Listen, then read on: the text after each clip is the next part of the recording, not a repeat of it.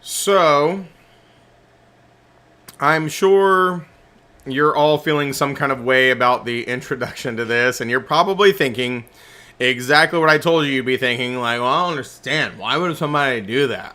Hang tight. Okay, let me try to explain this to you. Folks, have you ever heard of, and some of you in the Triangle area will know what I'm talking about, and some of you may or may not have heard of this. Have you ever heard of Dorothea Dix Park in Raleigh? Some of you yes, some of you no. So Dorothea Dix Park is a very big piece of real estate in Raleigh. Okay, so let me give you a little bit of the story time here, folks. Dix is D-I-X, and it is short for the Dix family. The Dix family were prominent, wealthy people once upon a time, and the Dix family donated that land that is Dix Park to the city of Raleigh. Now, what you may or may not know, remember, or realize is that Dorothea Dix Park used to be Dorothea Dix Hospital. And it was a mental... Now I'm paraphrasing the story a little bit, so like don't get too excited about it. But Dorothea Dix Hospital was a mental health institution, and it was arguably not even a great one. Okay, it was kind of subpar at best, if we're being honest. And so the Dix family donated all that land to the city of Raleigh. Fee simple determinable, under the circumstance that the city of Raleigh only ever use it as a mental health institution. Subpar gives it too much credit, indeed. So that was the deal, right? They donated it, and so this is where you have to understand, folks. The reason why this doesn't make sense to you, you know why? Because I'm assuming most of you in here are not philanthropic billionaires donating land to institutions, cities, states, or otherwise. Everybody agree with me? Probably not something most of us are doing, so it makes it a little harder to fathom. But people do this all the time. They donate stuff to the city, to the state, to their alma mater, to the zoos, to parks. It happens all the time. So here's how the story goes, folks. Now I'm going to give you a couple miniature lessons here, just so you can kind of tie this in. And this is just to make it a little more entertaining, and it's really arguably true. Some of you are realizing that it's not a mental health institution anymore. And so here's what happened. The Dix family donated this land to the city of Raleigh, fee simple determinable, so long as they only ever use it as a mental health institution. And the city of Raleigh eventually had this realization, as Brooks said, like, it's not even a good mental health hospital. It's a shame that we've got this multi-billion-dollar parcel of land, and we can't do anything other than use it for a subpar mental health institution. And so here's how this meeting went with all the officials in Raleigh. They basically said, I know, it sucks, but if we stop using it as a mental health institution, we don't have the property anymore, and it goes back to the Dix family. And somebody in that meeting says, ain't no Dix left. Somebody said, what do you mean ain't no Dix left? They're like, yeah, the Dix is dead. It's like, we Dixless? Ain't no Dix? There's no Dix. So they had all these DIX. Nobody get excited. Okay, I'm trying to making sure y'all are awake here. And so somebody's like, well, surely there's some heirs or assigns that the Dix family has left. And they did the research, and there was not. So, folks, when you die without a will, we're going to talk about this later. It's called dying intestate. Okay, intestate means without a will. And when you die without a will, some states, like North Carolina, have what they call the law of intestate succession. Basically, they write a will for you. And loosey-goosey, they basically go down 7 degrees of people. And if they can't find somebody in those 7 degrees of people, the state takes your property. This is a type of what we call involuntary alienation, meaning they took the ownership from you because they could. And it's called escheat, E-S-C-H-E-A-T. I'm teaching you that later. This is a miniature lesson now. And so here's what they realized, is that if they stopped using it as a mental health institution, it would go back to the estate of the Dix family, but now there was nobody left under the law of intestate succession to give it to. And so here's what they did. They said, oops, we stopped using it as a mental health institution. Oops, it went back to the Dix family. Oops, there are no Dix family nor 7 degrees worth of Dix family left. Oops, the state of North Carolina just got the property by way of escheat. Oops, the state of North Carolina just gave grant money to the city of Raleigh for the city of Raleigh to purchase the Dix Park back from North Carolina, and now they own it fee simple absolute. And the Dix family is rolling in their graves, folks. Point of the story is, don't donate anything to the government if you want them to do what you wanted them to do, okay? The government cannot be trusted. They will always find a way to shaft you. But this is where, I'm telling you, it didn't really make sense to you at first, but you have to understand, people donate. Let me give you a more simplistic example.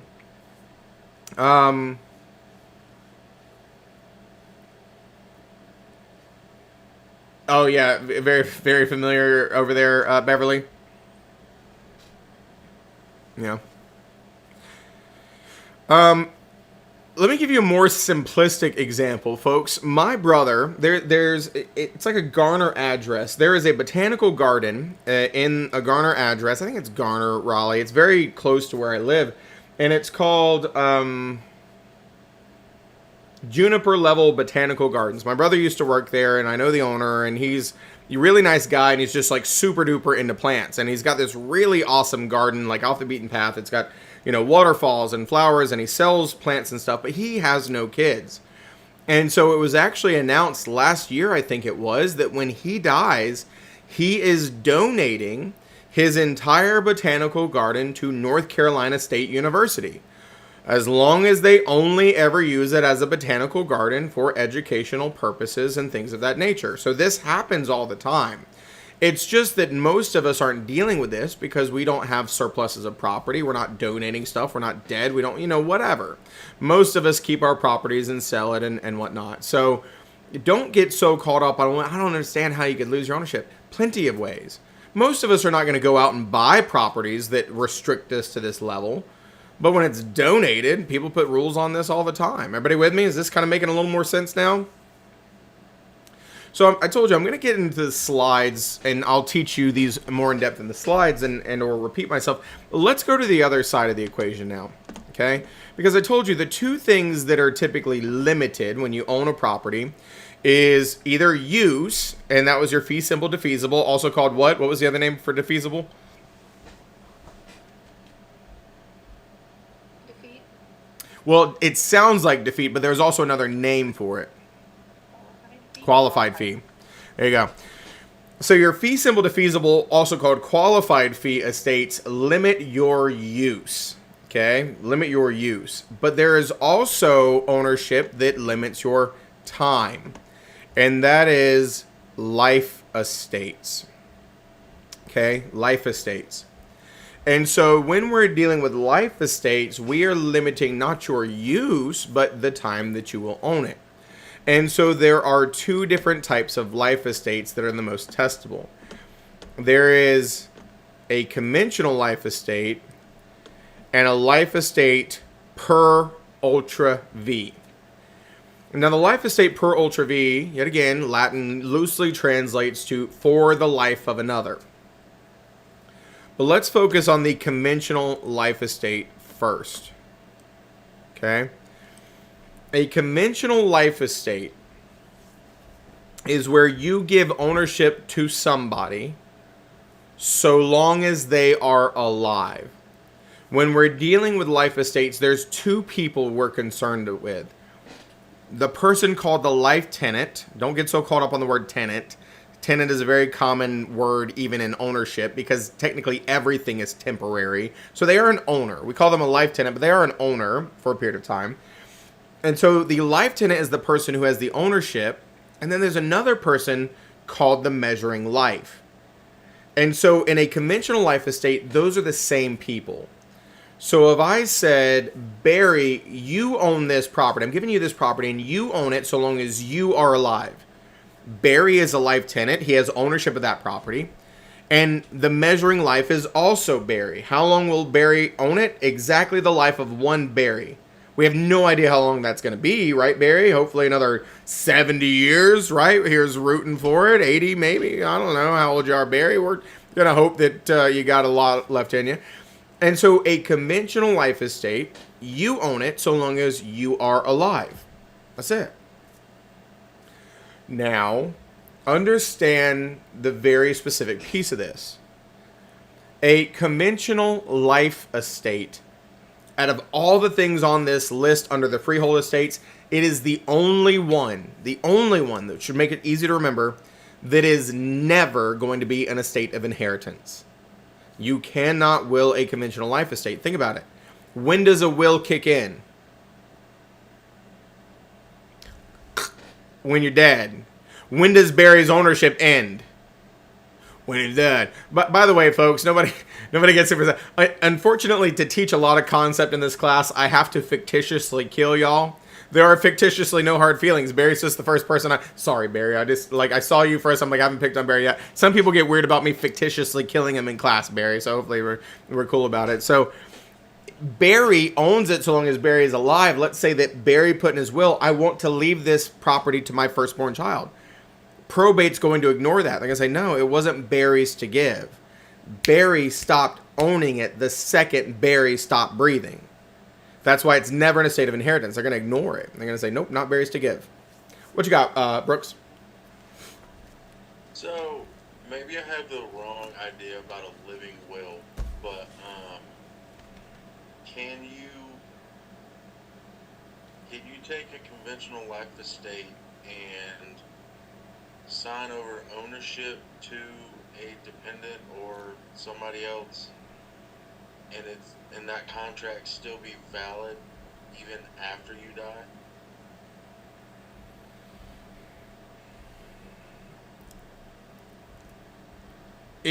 I'm trying to think of exactly how to word this. If you've transferred ownership to somebody by way of a conventional life estate, let me put it this way. A will, a contract, and a deed are all different things. If you put this outlined in a deed, it will survive death. If you put it in a living will and you die and you didn't change it, then that will also survive death, because your living will potentially turn into your will that, is not going to be changed after the fact. And then, of course, contracts depends on if they survive death. So the answer is, once again, depends. It depends on a lot of different things. Now, I'll give you an example later in a few slides. Probably won't be tonight, depending on how fast these conversations go, of what that could look like in a living example of giving yourself a conventional life estate, potentially. So there's different levels of complexity to these. So the conventional life estate, the life tenant, and the measuring life are the same person. You own this so long as you are alive.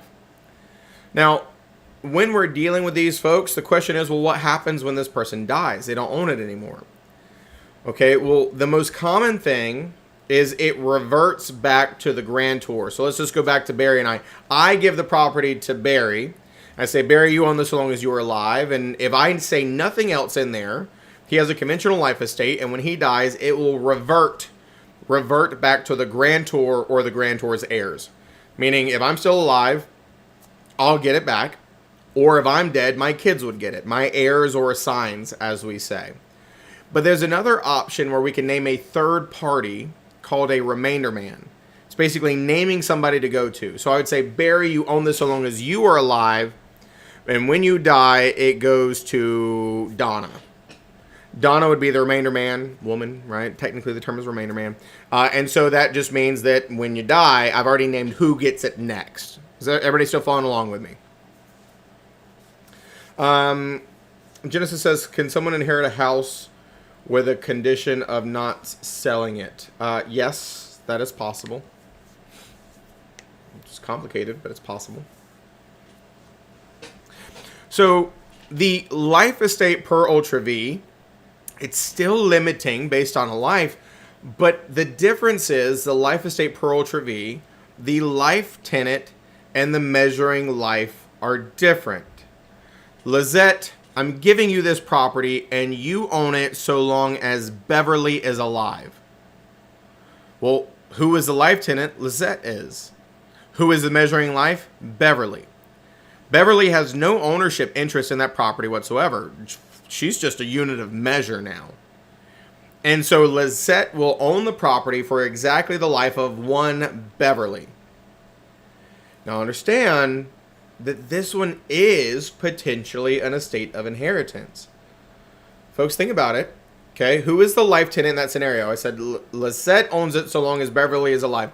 Who is the life tenant? Who owns it right now? Lisette. And she will continue to own it so long as who's alive? The measuring life. I can't remember the name. The measuring life, which is Beverly, right? It's okay. Listen, when I start throwing these names out, I confuse myself too. So imagine that Lisette dies, but Beverly is still alive. Who is legally still entitled to own it?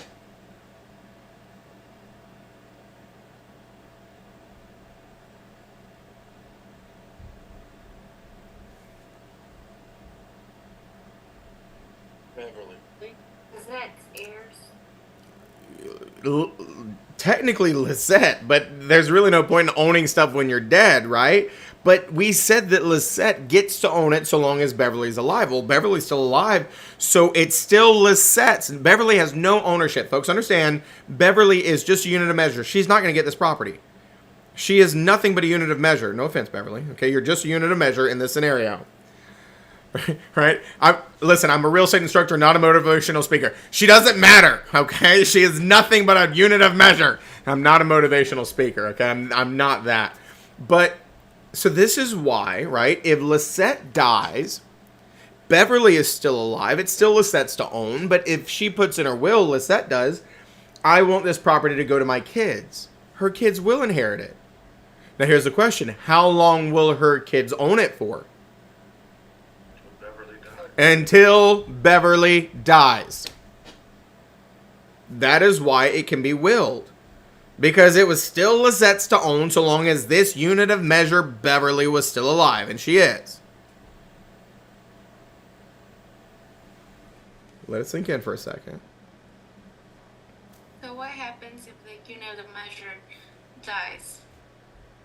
Then it's not hers to own anymore. Let's replay it. Lisette is alive. Lisette owns the property so long as Beverly is alive. Beverly kicks the bucket. It's not Lisette's anymore. And it will either go back to the person who gave it to Lisette. Let's just say it was me. It would either go back to me or my heirs, the grantors, right? Revert back to the grantor's heirs. Or we could name a third party person for it to go to at that time. And I told you that person's called the remainder man. Beverly is not the remainder man. But let me throw you a curveball here, though. What if, let me repaint the scenario, Lisette owns the property so long as Beverly is alive. That's a life estate per Ultra V. Lisette dies, and in her will, she leaves the property to Beverly. What does Beverly now have? Be simple, absolute. Nope. Life A conventional life estate. Because Lisette owned it so long as Beverly was alive. And when Lisette died, she left it to Beverly. So now Beverly owns it so long as Beverly is alive. That means the life tenant and the measuring life are the same person. So it would be a conventional life estate now. See how that works?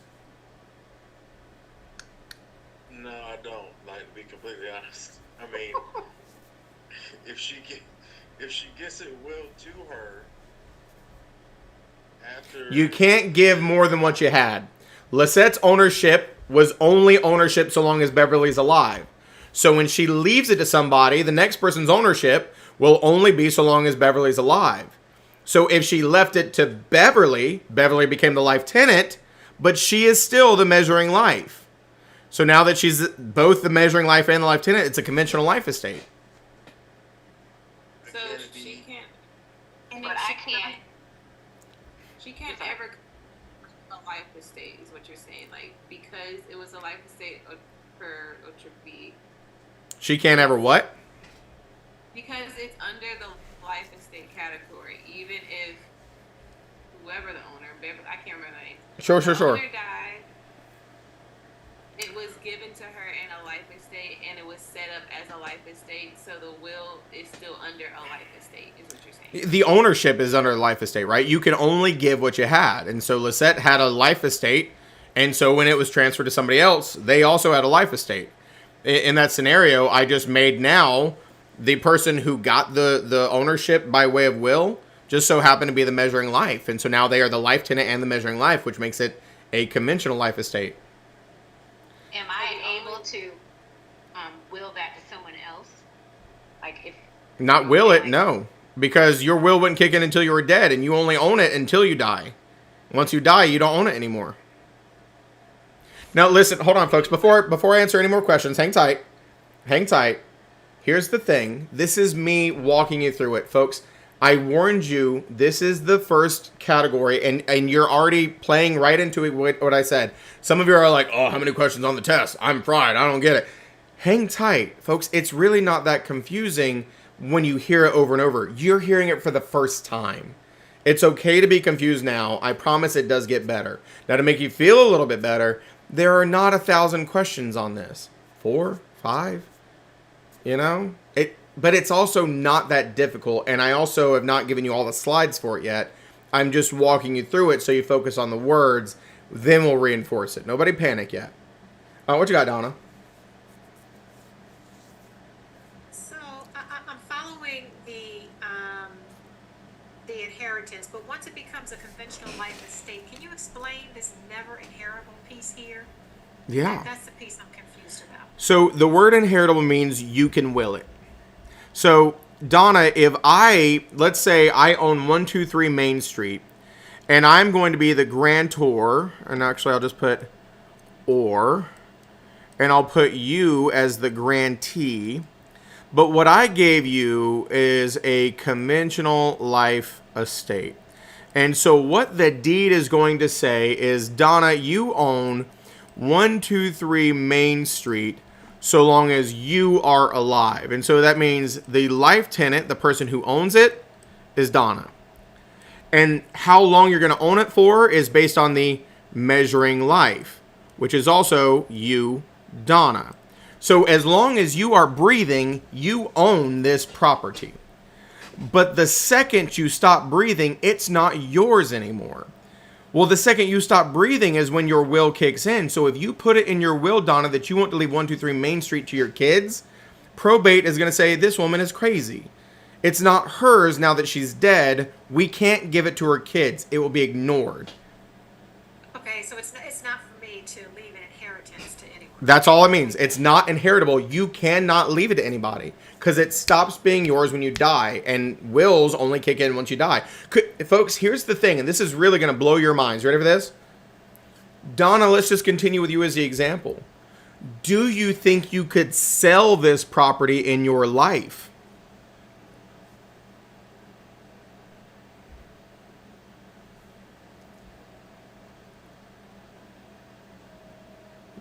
It's funny because I got some, and then I got some, and then I got some. Are you asking me or are you asking? Anybody, everybody, all the bodies.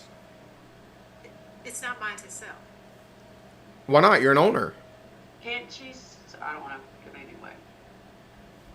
I would say yeah. If you're not able to inherit, then Can't she sell it, but the owner, the person she sells it to only owns it as long as she's alive, right? Ding, ding, ding, ding, ding. Folks, you're missing the word owner. You own it so long as you are alive. But here's the thing, Donna. Imagine that you list this property for sale. And let's say that Parker comes up, right? And he's like, oh, that's a beautiful property you have for sale, Donna. I'm very interested in it. Can you tell me a little bit about it? She's like, oh, yeah, it's 4 bedrooms, 3 bathrooms. It's got 17 acres. He's like, well, that's just great, Donna. I absolutely love this. And you own this fee simple absolute? And Donna's going to say, well, actually, I own it as a conventional life estate. And Parker's going to say, I'm sorry, can you speak up one more time? You own it how? Conventional life estate? And Parker's going to say, I'm sorry, ma'am, did you say you own this as a conventional life estate? And Donna's going to say, yeah. And now if Parker's interested in buying this property, you know what he's going to do, Donna? He's going to look at you. He's like, well, hold on a second, ma'am. Okay? Do you smoke? Do you drink? When's the last time you went skydiving? Do you ever walk into traffic without paying attention? Do you ever deal with rabid animals? Okay? I need to know some things about you because, listen, if Parker buys it, and as soon as he buys it, you walk out in front of a bus and get hit, he doesn't own it anymore. So you know what he's probably going to be willing to pay you? About $350. I give you $3.50 because I don't know how long I'm going to own this, Donna. I'll roll the dice at $3.50. You with me? Can you sell it? Yes. Does anybody probably want to buy it? No. Could you borrow money against it from the bank? Yes. Is any bank willing to lend you money on a conventional life estate? No.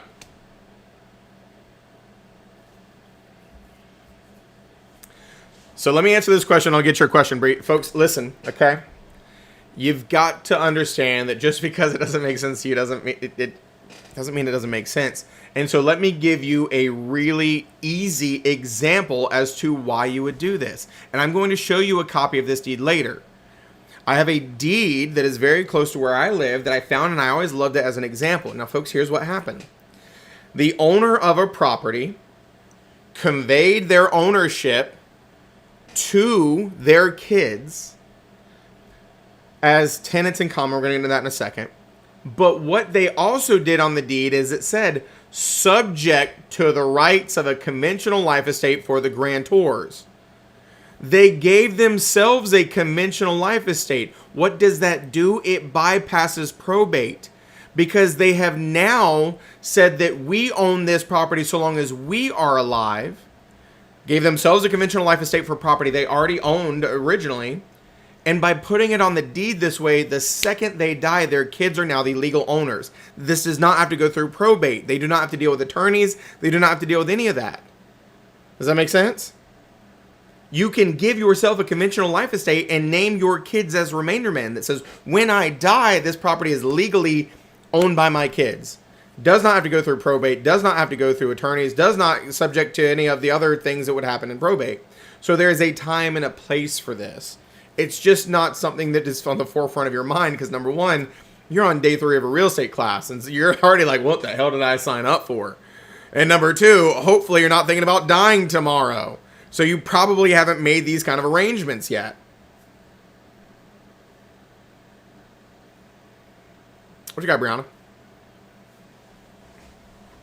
So, I think I'm getting confused. Are they stuck? So I'm assuming they have to go through an estate attorney to set up this.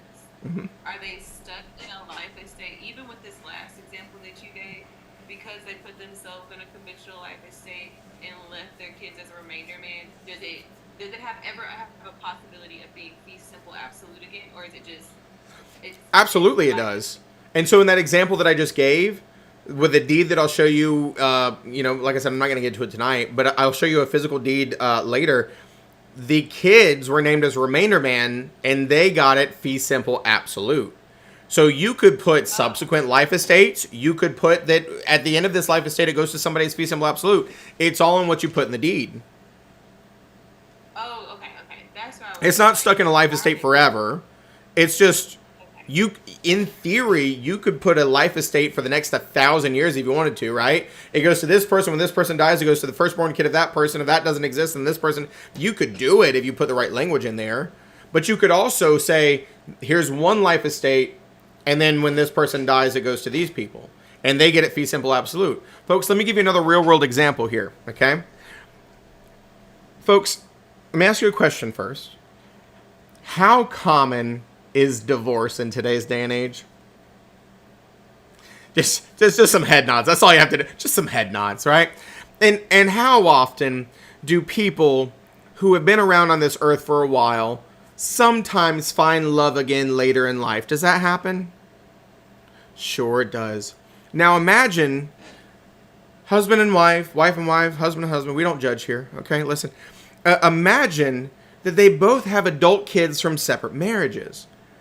And imagine that this man, woman, we'll make the woman the breadwinner. We're equal opportunists here, right? Imagine this woman has a $1.2 million house that she lives in, and she meets this man, and he's the love of her life. Well, folks, there is this thing that can happen sometimes when you get married. If you change your deed, your spouse would absorb your ownership.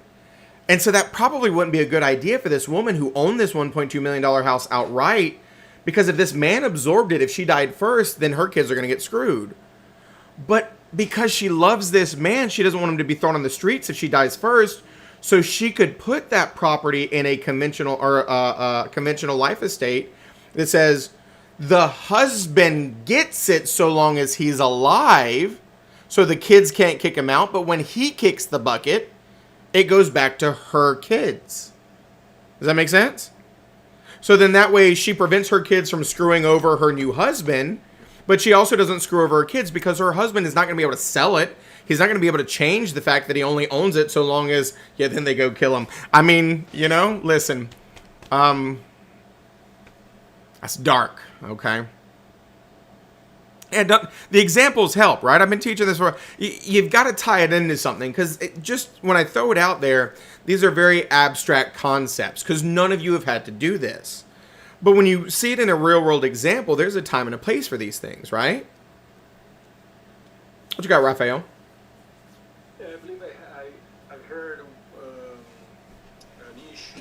Well, that wasn't here. It was in Brazil, where they had a daughter with mental problems and stuff like that. So they had to maintain the property, even if they died, to the daughter for the length of her lifetime. That they could not sell or couldn't do anything until she passed away. So it happens like when you have certain issues, I guess. Yeah. And so let me just play off that, because that's another prime example that I would always give with like the Per Ultra V. Imagine that you have done very well for yourself and you got a couple of houses and you're financially stable, but maybe you have some siblings that are not as fortunate. Their lives didn't work out the same. And maybe you have a niece or a nephew that is disabled or has some type of terminal illness or something. And in order to help them out, you grant them ownership of a property with a life estate Per Ultra V. It says to your brother, you own this house so long as my niece or nephew is alive. And you did that to help them out from the hardships of having somebody who is mentally disabled, physically disabled, or terminally ill. But you condition it upon the life of that person that needed the dependent care. That your brother doesn't get this house forever. If this terminally ill niece or nephew passes away, then it comes back to you. There's times and places for everything. There is. And so this is just some different examples to kind of help you understand the ways that this could be used. Now, at the end of the day, what's going to be most testable is the inheritance piece. They're going to give you questions like such and such owns it this way, and they die, and they leave it to their firstborn child. Who owns it? You're going to be answering questions like that on the test. And I'm going to give you some more examples in just a moment. What you got, Genesis? So, remember how I asked earlier, can somebody inherit a house with the condition not selling it? Which is kind of basically what you're explaining, or at least to me. But basically, let me use this real life example. So my dad, right, claims that his grandma left him a house in Honduras that he can't sell, and that it's his house basically when as he's alive, but once he dies, it goes to me. So basically, is that the same thing that you're explaining? Like he can't sell it or nothing because it's only his. As he is alive, then he's supposed to give it to his firstborn, which was me. It's one of two things. It's either a conventional life estate, based on what you just said. It's either a conventional life estate for your dad, and then you're named as a remainder man, meaning he owns it so long as he's alive, and when he dies, it goes to you. So that's a possibility. The other thing that it may be is they may have put it in what's called a trust. A trust is a legal arrangement where you structure where certain rules and things have to be followed. And so there is a trustee who is responsible for ensuring that those rules are followed on behalf of a third party called a beneficiary. So that's probably the other potential option, is it's in a trust. Now, my question is, if he was to sell the house, right? Like, let's just say he sold a house. But you're saying that if somebody wouldn't buy the house or if they buy the house and then that person dies, the person who just the new person that purchased the house, if the other person dies, the house don't belong to them anymore. Is it because since by rule it said this is your house only until you die? Basically, the contract kind of just it's not real no more because that person died and the house is not theirs. Is that the reason why? So, just so we're on the same page, Genesis, I can give no legal advice in this class, and I have no idea what the structure is, and it would be very dependent on. I know, but it would depend, right? So, like, if you owned a conventional life estate and you sold that conventional life estate, you can never give more than what you had. And so, if I own a conventional life estate, that means I own it so long as I'm alive. If I sell it to you, you will own it so long as I'm alive. So, it just turned into a life estate per ultra V. And so you bought it and you own it, but when I die, you stop owning it. And then whatever was outlined is going to happen. It's either going to go to a third party called a remainder man, or it's going to go back to the grantor or the grantor's heirs, if that's how it's structured. And so it just depends. That's the part that I'm having trouble with understanding. As to, I can understand why this person owns all that, but if a whole new person that has nothing to do with that situation. Remember that word, appurtenance? Appurtenance? It runs with the land. You bought it, and that's the ownership they had. You can never give more than what you had. See, now when you say it like that, makes sense. Mhm. A lot of sense. Okay. Parker says, what happens when the remainder man dies? Once again, depends. In a lot of instances, the remainder man gets it fee simple absolute, which means they can will it. But if the remainder man got it as a subsequent life estate, then they would be bound by a secondary life estate. So, Sergio, you own the property so long as you are alive. That is a conventional life estate. Sergio can't will that. When Sergio dies, it's not his to own anymore. And I've named Parker as the remainder man. And Parker gets the property as fee simple absolute. Sergio lives for the next 60 years. It was Sergio's property for 60 years. Sergio dies. Parker now owns the property. And Parker owns it fee simple absolute. Parker can sell it. Parker can will it. Parker can do whatever the hell he wants with it. Everybody with me? Because he got it given to him as fee simple absolute. Equally, I could have said, when Sergio dies, Parker's the remainder man, and Parker gets it as another conventional life estate. And so now Parker will own it so long as Parker's alive, and then I can name a secondary remainder man. When Parker dies, Ashley D gets it. And when Ashley D gets it, or dies, Genesis gets it, right? You can do whatever you want as long as it legally makes sense. Everybody with me? You're asking really good questions. Of course, I know this make brain go hurt. I know, right? It's not the prettiest, most fun topic. I warned you, folks. I've taught this way too many times. I know that like everybody just kind of like throws open their mouth a little bit when I start teaching this. They're like, I just keep saying remainder man. Was a conventional life estate. I don't know. Right? It's just a very uncomfortable thing, but I promise, not crazy testable. It does get better. Don't stress. What you got, Bree? Okay, so these people that are, what are they called? Life measurements. Life tenants and measuring life? Yes. They aren't in any position ever going to be paying a mortgage or anything of that. Oh, I saw your question. Not necessarily. I mean, here's the thing. Typically, no. They're not paying a mortgage. And here's why. And once again, this is kind of putting the cart before the horse. You don't necessarily understand this yet. But most mortgages have what's called misnomer, loans. Most promissory notes, most loans have what's called an alienation clause. Which means if the ownership changes, you've got to pay off the balance in full. And so obviously, if there is a loan balance with an alienation clause, you're not going to be able to do a life estate. Because then it's going to be hopping and a bopping around. So this would typically be with properties that are owned outright. I'm not going to say never, but typically these would not be utilized for properties that have a mortgage on them. Yeah. Yeah. So, as I just pointed out, and like I said, I just like to talk you through that graph. Folks, we're about to get into all of this right now. I'm going to give you a couple precursors before I circle back around to it. And really, you've only got about 10 more minutes of learning before I let you out of here. Or I'm going to let you talk to me for a little bit about random stuff. But as I said, when we've got these freehold estates, which are estates of ownership, the two main categories of things that can be limited. What you can do with the property, or in other words, use, or how long you're going to own it. Your life estates limit the time. Your defeasible fees limit the use. And it is such a strong limitation that you would lose your ownership. That defeasible, right? Defeat word.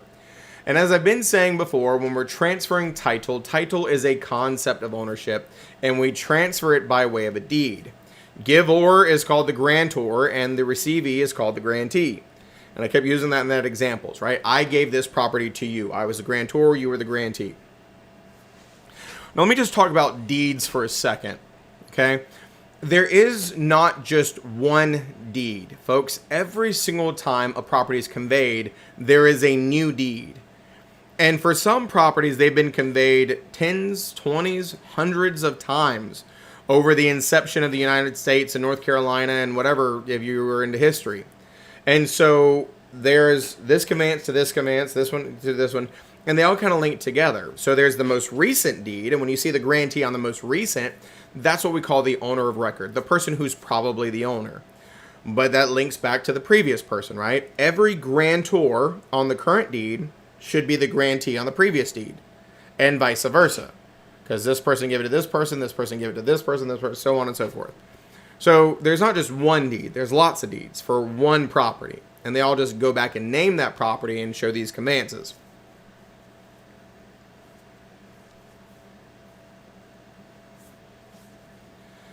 So another thing that I pointed out in that chart, if you will, was the word fee. And I told you, when you see that word fee, like fee simple absolute, fee simple defeasible, fee estates are always estates of inheritance.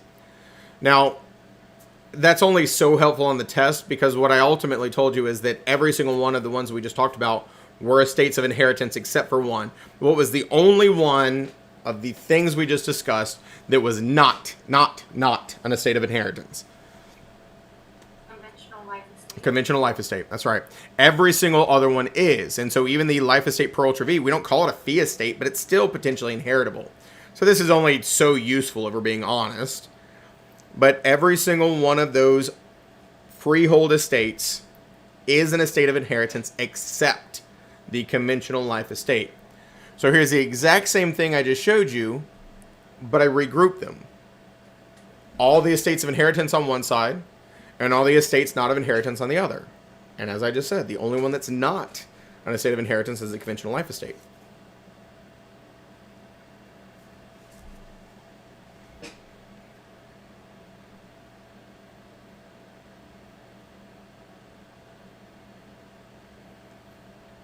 How are we feeling? Nobody's crying yet? Be honest, how many of you are opening a bottle of Jack Daniel's wine or something tonight? Because, yeah, there you go. Okay, there's a couple. All right, some of y'all are just not being honest about it. Some of y'all are better than me, and some of y'all are... That's right. So, I get it. This is one of those nights that you have my permission. Just don't drink enough to forget everything I'm telling you. So, this goes back to what I said a moment... That's right, Heidi. What I said a moment ago. You can never give more than what you have. You just can't, right? And so this is on multiple levels, and that's where I told you earlier about appurtenances. If Jack sells his property, the next owner can't have a shed. If my neighborhood has restrictive covenants that say I can't have chickens, if I sell my property, then that means the next person's bound by it, right? That word appurtenance comes into play. But the same thing is true of ownership.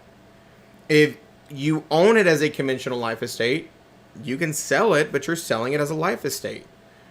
And so let's go back to, some of the other conversations. Let me give you a few more examples here because I didn't spend as much time on like fee simple absolute. Folks, I told you, every single one of you who owns a house, if you look on your deed, it will say fee simple or fee simple absolute. I guarantee it does. Because that is like the most predominant way to transfer title. Most of the time in standard sales, residential sales, this is what we're getting. Fee simple absolute. Okay? Highest and best form of ownership.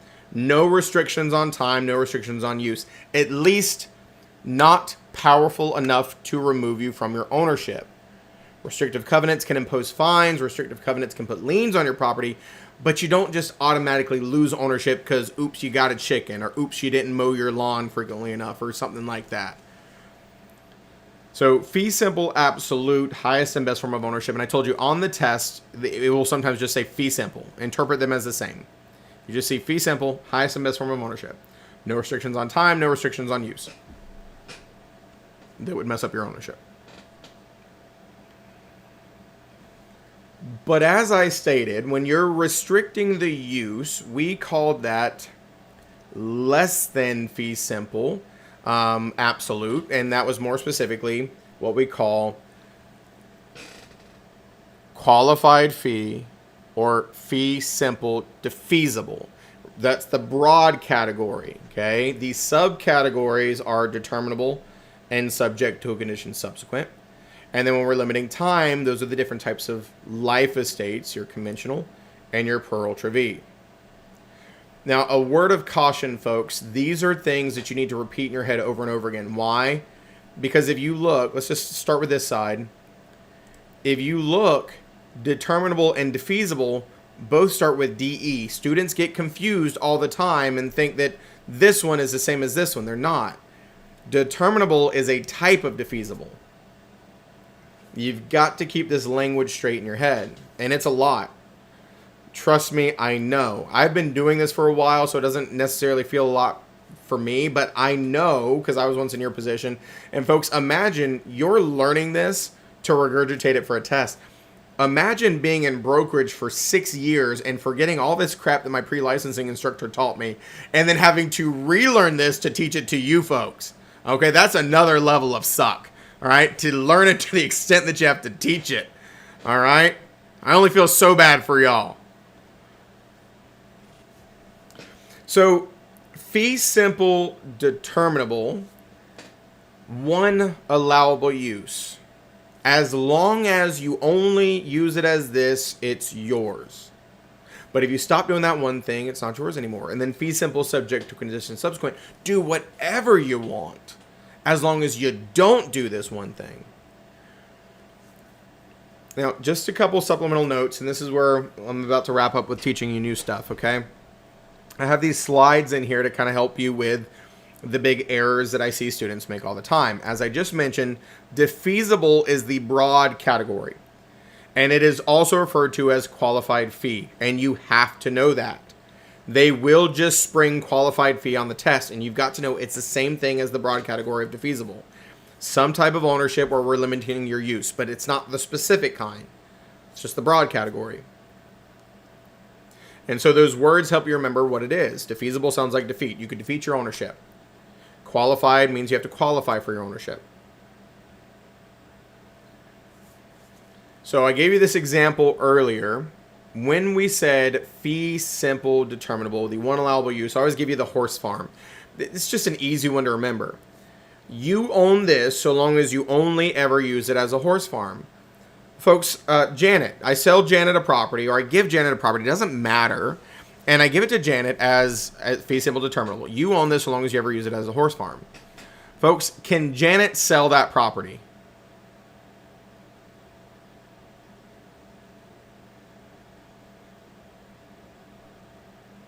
Technically, yes. Yes.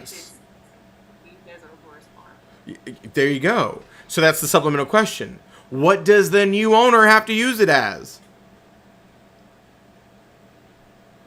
A horse farm.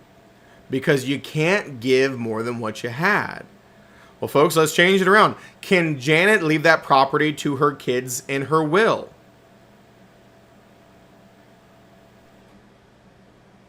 Yes. And what do her kids have to use this property as? A horse farm. A horse farm. Could her kids sell the property? Yes. What does the buyer from the kids have to use it as? A horse farm. A horse farm. Just now it's a game. I'm just trying to see how many times I can make y'all say horse farm. Right? Like, is this one of those, like, a horse farm? Horse farm, horse farm, horse farm, horse farm. You're going to be saying this in your sleep tonight. Does this making some sense? You can only give what you have.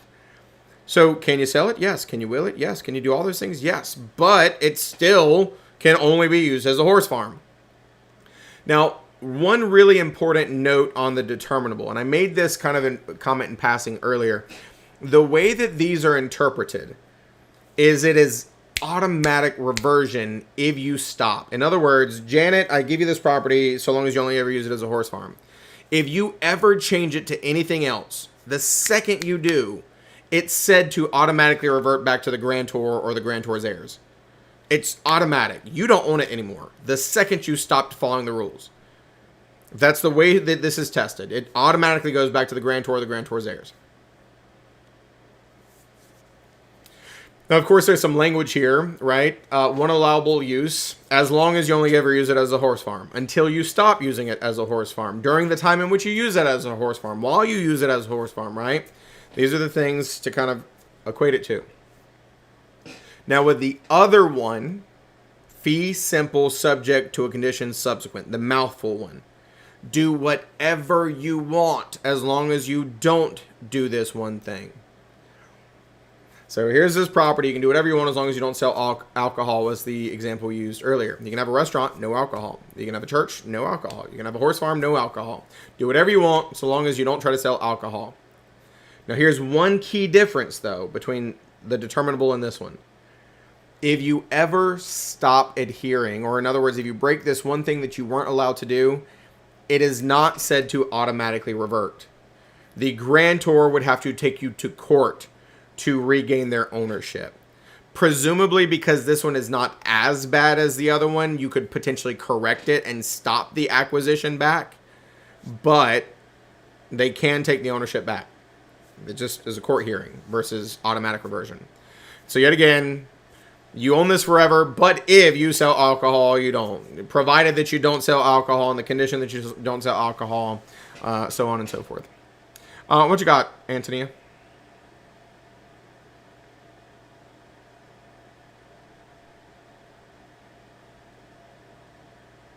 You're muted if you're talking to me. I'm sorry, you put your hand down. Yeah, you were.